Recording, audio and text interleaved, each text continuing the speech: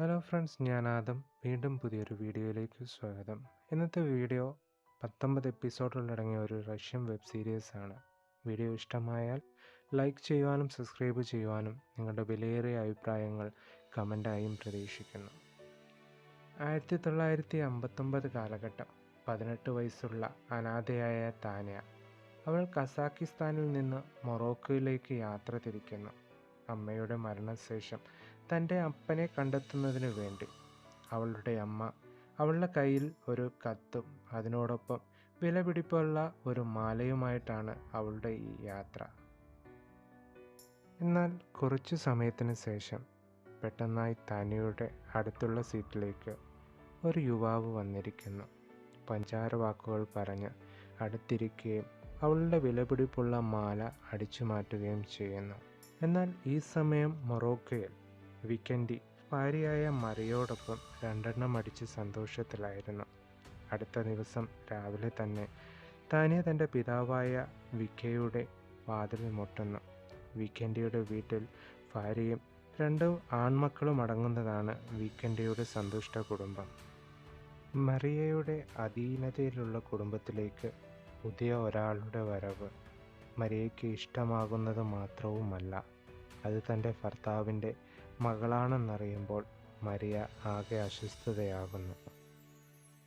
തൻ്റെ ഭർത്താവിനെ വിഷമത്തിലാക്കാതെ തൻ്റെ 2 ആൺമക്കളുള്ള വീട്ടിലേക്ക് മറിയ താന്യയെ ക്ഷണിക്കുന്നു.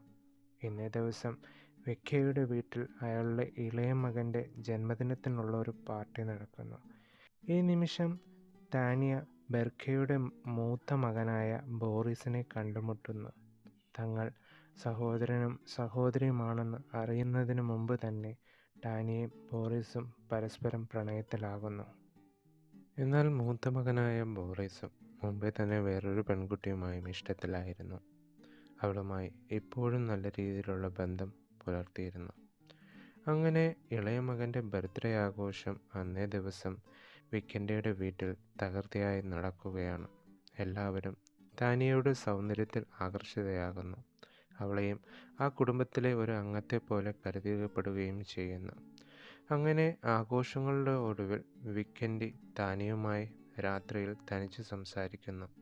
തൻ്റെ അമ്മ തന്നെ ഏൽപ്പിച്ച കത്തും നഷ്ടമായ മാലയുടെ വിവരങ്ങളും താന്യ തൻ്റെ പിതാവ് എന്ന് കരുതപ്പെടുന്ന വിക്കൻഡിക്ക് കൈമാറുന്നു.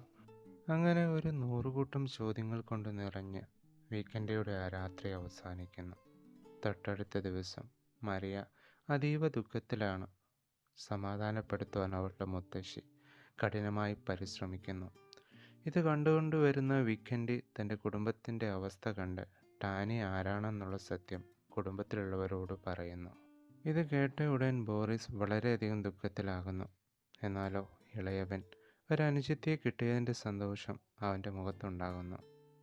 എന്നാൽ മരിയയ്ക്ക് ടാനിയോടുള്ള സാമീപ്യം വീണ്ടും വളരെ മോശമായി കൊണ്ടിരുന്നു. എന്നാലോ മൂത്ത മകനായ ബോറിസ് അപ്പൻ്റെ വാക്കൊന്നും കൈക്കൊള്ളാതെ ടാനിയോടുള്ള പ്രണയത്തിൽ നിന്ന് പിന്മാറുവാൻ തയ്യാറാകുന്നില്ല. അവളെ വളരെയധികം തന്നോട് അടുപ്പിക്കാനുള്ള ശ്രമങ്ങൾ അവൻ തുടങ്ങിക്കൊണ്ടേയിരുന്നു.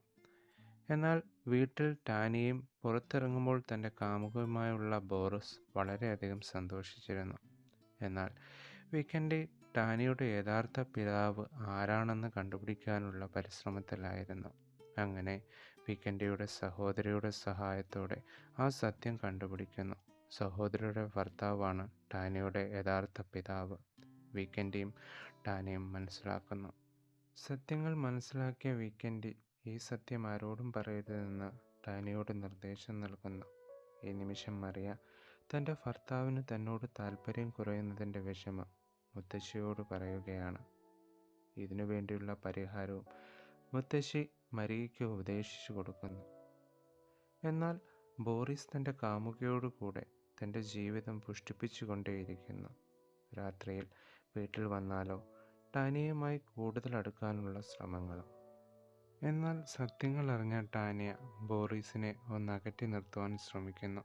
ഇതിൽ വിഷമത്തിലായ ബോറിസ് അമ്മയ്ക്ക് ടാനിയോടുള്ള സമീപനമാണ് തന്നോടുള്ള അകൽച്ചയ്ക്ക് കാരണമെന്ന് വിശ്വസിക്കുകയും അതുകൊണ്ട് അമ്മയോട് പറഞ്ഞ് പരിഹരിക്കുവാൻ ബോറിസ് ശ്രമിക്കുന്നു. തൊട്ടടുത്ത ദിവസം ബോറിസിൻ്റെ നിർദ്ദേശപ്രകാരം ടാനിയെ കൂട്ടി മറിയ പുറത്തേക്ക് പോകുന്നു. ഒരു തുണിക്കടയിലെത്തിയ അവർ ടാനിയയ്ക്ക് മനോഹരമായ വസ്ത്രങ്ങൾ എടുത്തു കൊടുക്കുവാൻ ശ്രമിക്കുന്നു. എന്നാലോ മരിയയുടെ ഈ പ്രവൃത്തികൾ ടാനിയ എതിർക്കുകയും അവിടെ നിന്ന് പുറത്തേക്ക് പോവുകയും ചെയ്യുന്നു. എന്നാലോ ഈ നിമിഷം മുത്തശ്ശിയുടെ ഉപദേശപ്രകാരം ഭർത്താവിനെ ആകർഷിക്കാൻ വേണ്ടി മറിയ പലതരത്തിലുള്ള തുണിത്തരങ്ങൾ വാരിക്കൂട്ടി തിരികെ വീട്ടിലേക്ക് മടങ്ങുന്നു. ഇതെല്ലാം ഭർത്താവിനെ കാണിച്ചിട്ടും അയാൾക്ക് ഒരു രീതിയിലുള്ള മാറ്റവും ഉണ്ടാകുന്നില്ല. തൊട്ടടുത്ത ദിവസം ബോറിസിൻ്റെ കാമുകിയും അവളുടെ അമ്മയും ബിക്കൻഡയുടെ വീട്ടിലേക്ക് വരുന്നു. എന്തു ചെയ്യണമെന്നറിയാതെ നിൽക്കുന്ന ബോറിസ് തൻ്റെ ഇളയ സഹോദരനോട് സഹായം ചോദിച്ചെങ്കിലും ബോറിസിൻ്റെ സ്വഭാവവും അവന് ടാനിയോടുള്ള അടുപ്പവും അറിഞ്ഞതുകൊണ്ട് വീട്ടുകാരുടെ തീരുമാനത്തിനെ സപ്പോർട്ട് ചെയ്യുന്നു. ശുഭം.